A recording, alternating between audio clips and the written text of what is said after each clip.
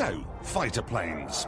This is our very own, very fast and very versatile Tornado. The Swedes have the powerful Viggen, built by Saab, with engines by Volvo. And the Russians have the Su-37, which, well, judge for yourself.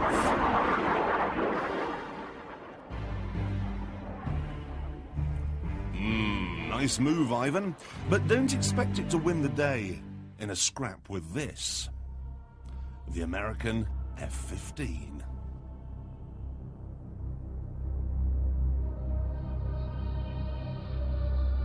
I never wanted to fly any fighter except for the F-15. There have been no combat losses of an F-15. To this day, it is still the measure that everything else is judged against. So the Americans seem to have this fighter business pretty well sorted out. But they had to learn a painful lesson first. In Vietnam, they believed the dogfight had been consigned to the history books by long-range missiles. The F-4 Phantom was therefore not especially maneuverable and not desperately fast. It didn't even have a gun. Now, that would have been fine if the missiles had worked, but half the time, they didn't. What happened in Vietnam is we tried to adapt an aircraft, an F-4, to a different environment. Guys ended up in turning fights with MiG-19s, MiG-21s, lightweight, highly maneuverable airplanes. The F-4 wasn't built for that environment, and then particularly without a gun. So there was an impetus to design an air superiority machine, which became the F-15.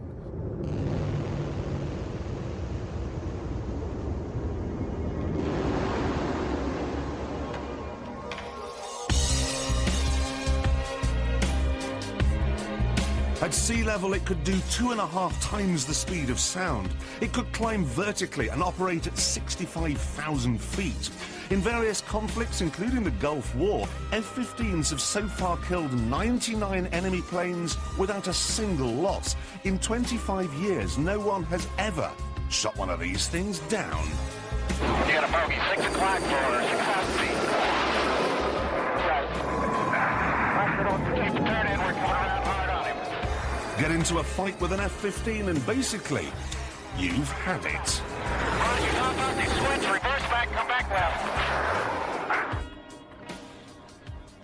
So, it was basically a sound air-to-air fighter, but the same technological advances that took Joyce Grenfell out of the pilot's debriefing room and made it look like this have turned it into one hell of an all-rounder.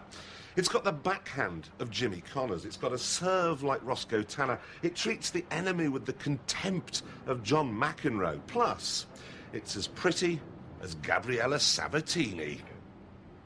It is also as hard as nails. Survivability, it was also built into the aircraft. You destroy one control surface, you still have another one. Can it fly then if you shoot one of its tailplanes off? Sure. Really? Sure. Today, however, there's a new F-15, a version that can fight its way to the target, drop bombs, and then fight its way home again. It's called the F-15E, the Strike Eagle. This is it. Now, you'll probably notice it's got more bulbous bodywork to accommodate its larger fuel tanks. It actually carries 3,500 gallons. Now, that sounds a lot, but with the afterburners on, it's all gone in 10 minutes. Still, larger bodywork means more places to hang bombs. More bombs means more computers. More computers means you need more people. Look up there. It's a two-seater. This means I could have a ride, and that meant I needed some training. Okay. Come on in, sit down. Okay, out to the jet, the crew chief will be out there and he'll pretty much strap you in, but you still need to be able to unstrap yourself if we have to get away from the airplane and there's no crew chief around. Straight in, 20-pound pull. Right here is another connection for you. This is where your survival kit is going to connect. You've got another one over there on the other side. So I have to undo that as well? you will have to be able to do that as well. Next thing will be your lap belt. That's 4 so far. 4 so far. Okay? Whatever you say. Now this one is you actually connecting to the seat and the parachute. You let the bottom one loose, then you let the top one loose. Right. Now, you got to connect it with your personal leads, your oxygen hose, and your communication. Now you're connected to the oxygen system. Now you can talk. How quickly does jet fuel burn? Oh, this airplane's not going to burn. So you're out there, and the unforeseeable happens. You're flying with Captain Grimwood, and you hit a flock of seagulls, and seagulls go down both intakes and shred both engines. Right. And he's trying to restart the airplane, and you're losing altitude, and all at once he says, uh-oh. You don't want to hear him say, uh-oh. But if he does, and he says, we're going to have to get ready to eject, you need to be ready to get out of the airplane. The seat's very capable, but it's very powerful. So if you were to have to eject, the most important thing for you is to get in a good body position. You want to get your butt as far back in the seat as you can get it to get your spine straight. Have your shoulders back against the seat. Have your helmet hard back against the seat. Then you want to have your elbows in, tucked tight to your sides, because you can see if your elbow was sticking out, this would be a bad thing. Yeah. Okay, you want your elbows in tight. And if he says, bail out, bail out, bail out, that's a command. You reach down here, both Well, I have hands. to wait for him to say it 3 times. You know, you wouldn't have to. If you hear him say it one time, If he and begins any word with B, I'm off. okay, you'll have to discuss that with him. If you start to feel a little disoriented and you're not in the immediate takeoff or landing phase, just ask and say, do you mind if I fly a bit? Because that will tend to make you not be sick. You mean just going along normally? Just flying. It occupies your mind and occupies your hand, What, and you won't if be I thinking fly about it? Yeah. Yeah, you will be as much flying as you can do. I'll let you do, whether you're sick or not. I will hand the aircraft over to you as much as I possibly can tomorrow. With the exception of the takeoff and landing, and if we're dropping a bomb, you can fly. Watching every motion in my foolish love is Okay, that's burner. Now roll it back out. See the horizon there? Yeah. Okay. Auto switching left and full. Right. Down to ground. Bend over, cameraman. Here he comes, Mr. Nervous. The airplane is not going to explode. It might burn, and it'll burn for a long time before it would ever explode. I've never even held the stick in a Cessna, and they were going to let me loose in an F-15. This was very worrying. They've never had an Eagle explode, trust me. And 1-2, confirm we're cleared. Oh, he's just asked me if I'm all ready. He must be joking. There we go. That's 15 seconds. See ya. 15 seconds over. Arrow check. Why did I leave the Rotherham advertiser? Yep, I'm ready. Brakes are on. Okay, this acceleration is, I guess, well, it was similar to a car, but now it's way beyond that. Huge vibration there. Look, notice how fast we're going now. Oh, we're up. We're airborne. I'm airborne in a $50 million jet. Oh, wow, what a morning. And there's the other plane right ahead of us with its afterburners on. He's just going straight to the moon. Oh, wow, that's fantastic. There's a whole bunch of G there. My trousers exploded. And we're just going straight to the heavens, banking over now. Kind of upside down, and oh, it's hard to tell which bloody way up I am. Okay, we've managed to achieve what a jumbo jet would take about 3 weeks to do in, oh God, 5 seconds. This is one serious aeroplane. Code is 4712. There's the other jet.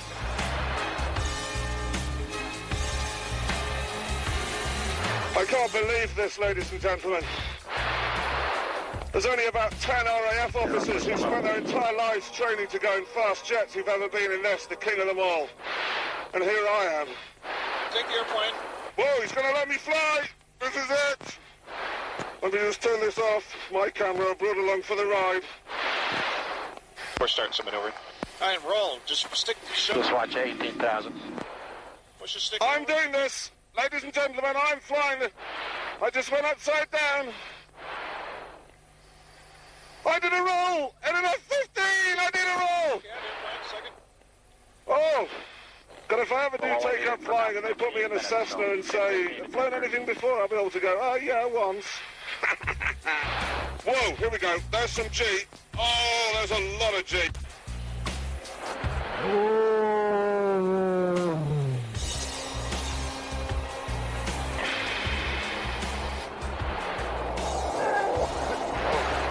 Oh, that all look ugly. Heading straight for the heavens now. Okay, we're 90 degrees nose high right now. 90 degrees, nose high. We're absolutely pointing at the stars. Okay, now we're rolling over. We're going to roll over at 18,000 feet. Oh, this is just absolutely, unbelievably fantastic. Whoa! We just did climb 17,000 feet in 11 seconds. Oh, it's made me feel ill again. You're going to go down. Okay, take the airplane. No, it's no good. I'm going to throw up again. Sorry. If you fly, you might not throw up. No, it's coming now. Okay. Brush 8,000 and 18,000. Roger, 818.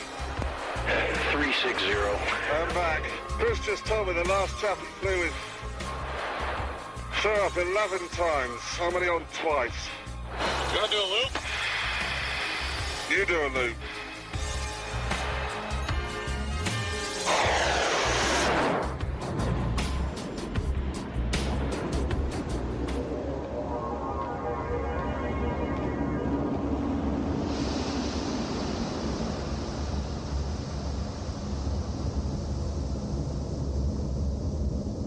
I so desperately wanted to climb out after my 90-minute flight and be stiff upper lippish and witty, but I have never, ever felt so tired. The F-15 can chalk up another kill. Me. And now the F-15 is about to be killed by this, the F-22, its replacement. We can see it, plain as day, but the radar screens can't.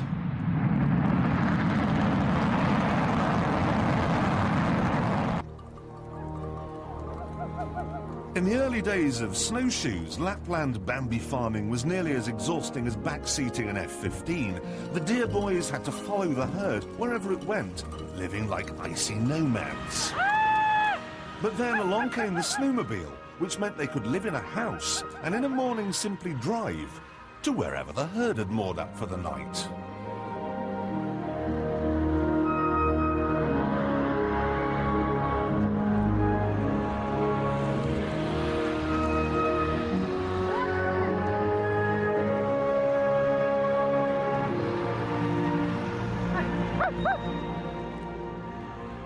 In deep snow like this, it's amazingly hard to ride, but it's quite a simple little device. You've got a pair of handlebars here, which, oh, and it's moving anyway. Turn the two skis. You've got an engine at the front, and it drives. It drives a sort of tank track thing here underneath.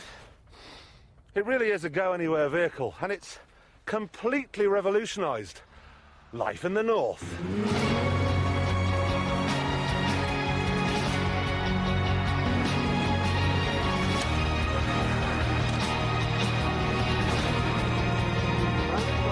It's revolutionised playtime too. This is snowcross, a sport where you race round a track at speeds of up to 80 miles an hour. Brave when half the time you can't see where you're going.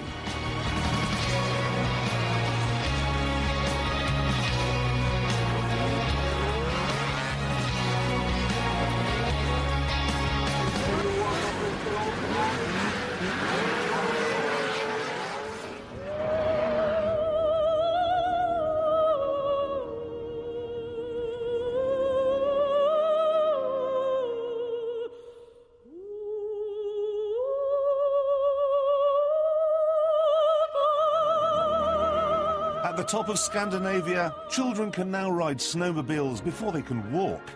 Adults make it look like poetry in motion.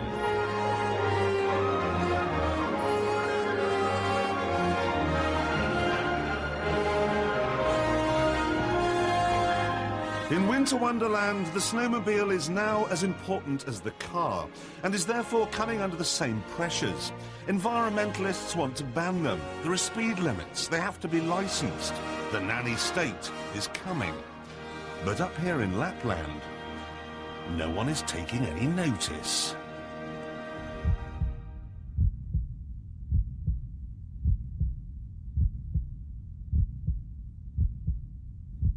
This is drag snowmobiling, where men race machines that can out-accelerate just about anything on Earth down a frozen river. I want to talk to you a little bit about the 4.6-litre Range Rover. You see, it weighs 2 tons and is propelled along by a 230 horsepower engine. Now, this is so light, you can pick it up with one hand.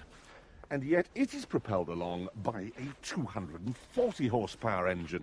No way am I going to ride it. I called my wife last night, and she agreed. She said, "Don't get on it, Jeremy, you'll kill yourself. Just don't." The director, on the other hand, he said, "You will ride it." So, we're now into a battle of wills. So, this is the throttle then, is it? Yes, it's throttle. And this is the brake? Brake. Which is important? Very important. Because I'll be going quickly? Yes. And what does this do? This is, if you pull off, you have a stop engine. Oh, it'll come off and stop the engine. Am I in the right riding position now, No, then? this is not right. It's leg, but here. So I kneel down? Yes. Well, this is comfy. Right, and the engine? It's got a boost gauge, it's turbocharged, It's yeah? turbocharged, yes. So when does that cut in? You come in to 6,000. 6,000? Yes. And then what? The front lifts up? The front lifts and everything move very quickly. So you must put very hard in the... Hold tight. And Hold tight. This winkle you must have. And down? Yes. I cannot believe I'm doing this. They say life is a series of experiences. Well, I was about to find out what it feels like to do 0 to 60 in a second. Right, well, here we go then.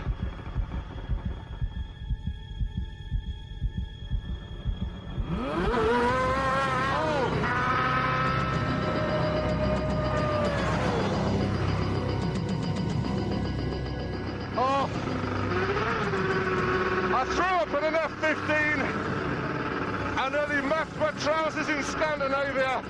I want to go somewhere where nothing ever happens.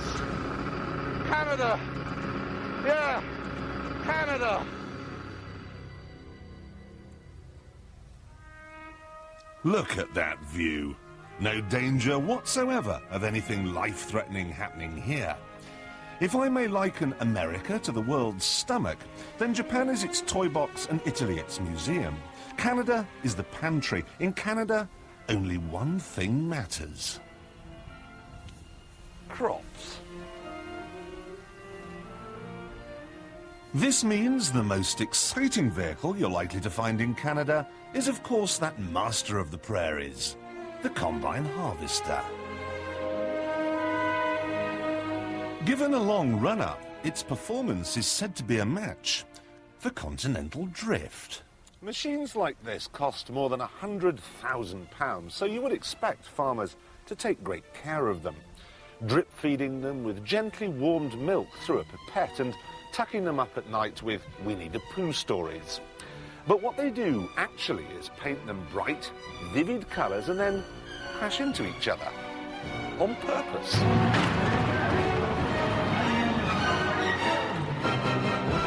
I'm a farmer, and I like to wreck stuff. He's not alone, which is why every year a whole bunch of farmers sumo wrestle with their old farm machinery. The idea is to bash your opponent's combine to bits or push it out of the ring, or better still, push it over. What happened? What happened? Ah, my teammate came at me a little hard, got under my tire and started lifting me over. You've had a rollover? Yeah. Did it hurt? No, not at all. How does this stack up to car demolition derbies? Oh, a lot more fun. You got a big outfit of something like this when you're doing your crashing. You got a lot more power to push with these big tires. It's a riot. It's a lot of fun.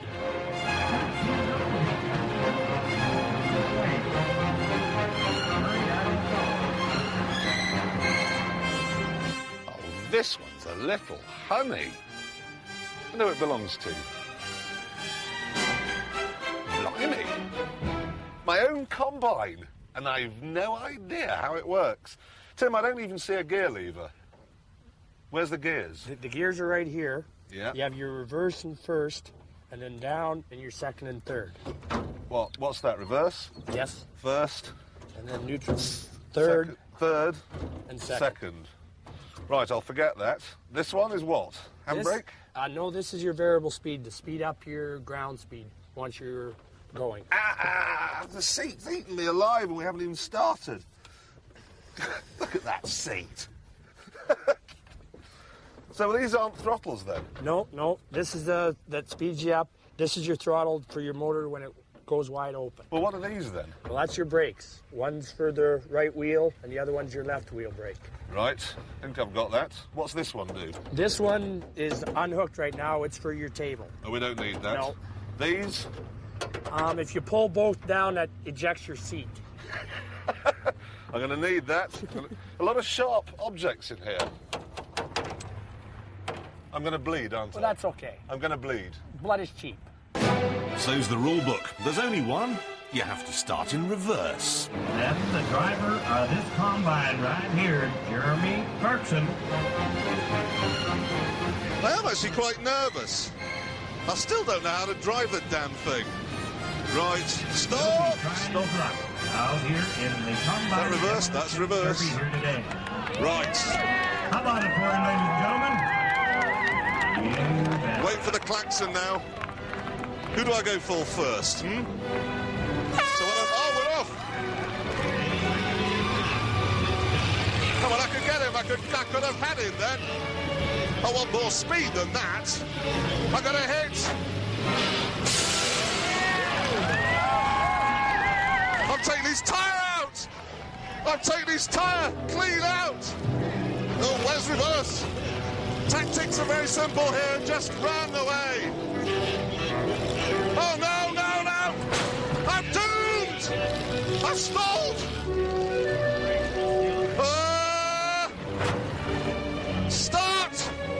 Start, you vicious.